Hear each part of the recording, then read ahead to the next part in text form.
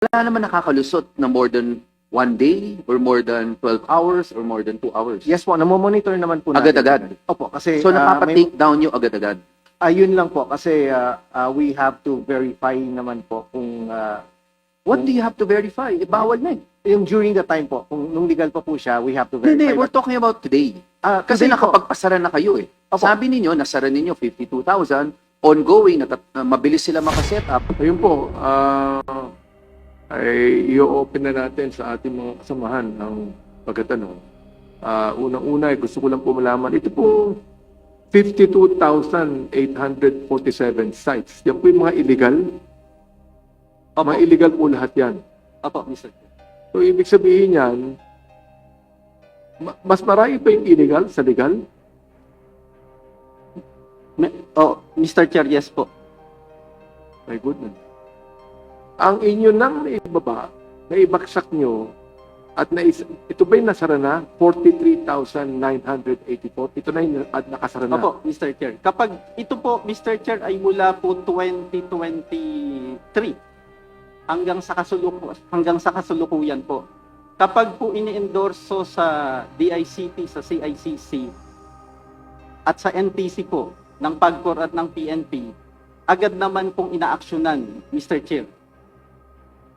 Alam nyo, teka, alam nyo rin po ba kung ilan ang legal? Inyo ba namomonitor kung ilan po ang legal na isabong? Mr. Chair, dahil isabong po, bawal na po lahat sila, so illegal na pong lahat. Opo, Bawal na lahat, di ba? bawal na po lahat, Mr. Chair. Oo, okay. So wala nang legal. Wala na po. Teka, mamaya, atin natin yung PAGCOR, di ba? Kinakailan, nandun yung PAGCOR dyan eh. Pero mamaya na yan. Ito munang DICT. Maganda na lang ng PAGCOR sa mga tatanong namin mamaya, ha? Okay. So, ibig sabihin yan, lahat, pati yung mga inalaw ng PAGCOR, papasaran nyo. Naisabong po, Mr. Chair. Oo. Opo. So, ba't hindi nyo na ipasara lahat? Bakit 43,984 lang? Mr. Chair, ito pong actually po 52,847 ang total, Mr. Chair. Mula 2023 po hanggang 2025. Ito po yung kabuang bilang na ini-endorso sa DICT po ng PAGCOR at ng PNP. Ito po yung Ini-endorse po sila ng PNP. Opo, Mr. Chair. Okay. O mga kasamahan, sino muna magtatanong? Si Congressman Romulo, you go ahead. Yes. Recognize. Maraming salamat, Chair Abante. Hey, Director Navarro, para maliwanag lang tayo, no? So, nung nadeklara na bawal na ang isabong, wala nang legal. Wala na po. Wala nang legal. Sinabi mo kanina, nakapagsara na kayo ng mga 52,000 sites. Opo. Until today yon or no 2023, 2024? Until today po, Mr. Until today. Simula na nagsasara kayo noong 2022. Pag nagsasara kayo, may lumalabas pang bago?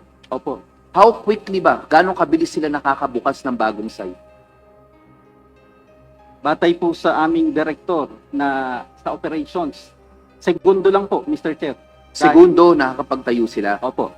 Ilan naman, gano'ng katagal o gano'ng kabilis naman na natatrack ninyo na mayroong natayong bago?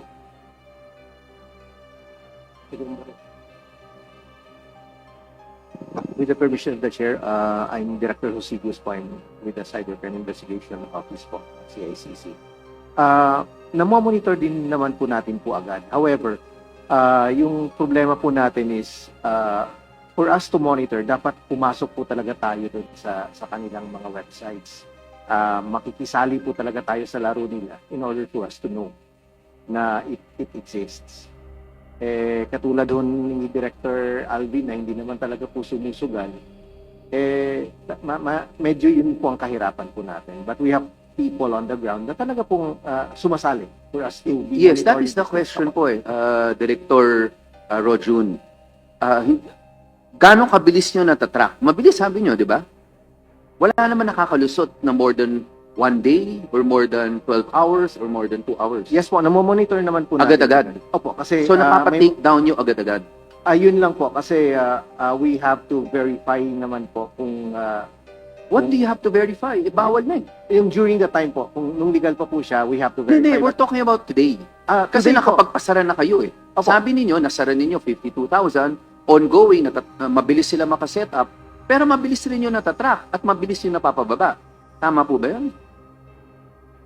That's correct po, Mr. Chair. So theoretically, wala nang nakatayo na online e-sabong, wala na. Meron pa naman po. Kasi O, bakit? Mabilis po talaga. Kaya, pero ang sagot mo rin, mabilis rin yung natatrack eh. Mr. Chair, Your Honor, if I may, yung iba po kasi, ang pangalan nila hindi isabong xxx.com. Minsan, pinapangalanan nila na candy, that's something. So, minsan po, magbabago sila ng pangalan, hindi pa namin alam kung isabong siya. Tapos, biglang may magre-report sa amin. Pag na-report naman po sa amin, mabilis po yun. Yes. Usually ba yung nangyayari to, nakaka-survive yung isang bagong site nila ng more than 1 or 2 days? Meron po. May iba nakatago pa po kasi, Mr. Chair, Your Honor, nakatago sa mga legitimate na example, akala mo nagbebenta siya ng sapatos, for example. Yung pala nakasingit doon, nagsusugal.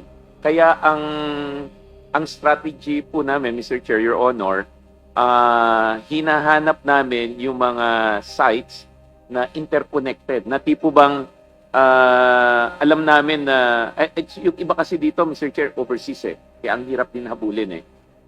So kailangan makipag-usapan kami sa telco na wag nang papasukin. Yung po yung talagang mas matinding sophisticated na blocking. Kasi pag nakapasok na, minsan iba na yung pangalan.